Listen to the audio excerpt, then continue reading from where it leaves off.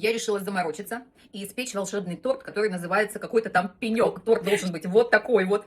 А у меня получился трухлявый пень. Мы, конечно, половину уже съели, но что делать? Он вкусный, но он не эстетичный у меня получился. Смотрите. Рецепт я записывала с той целью, что если получится, такой будет вау-эффект, и я его выложу, и будет вкусный. Вы пробуйте, может быть, у вас получится. Девочки, наш тортик немного настоялся.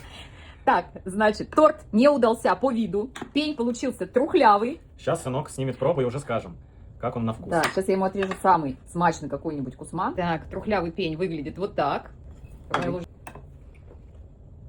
М. М.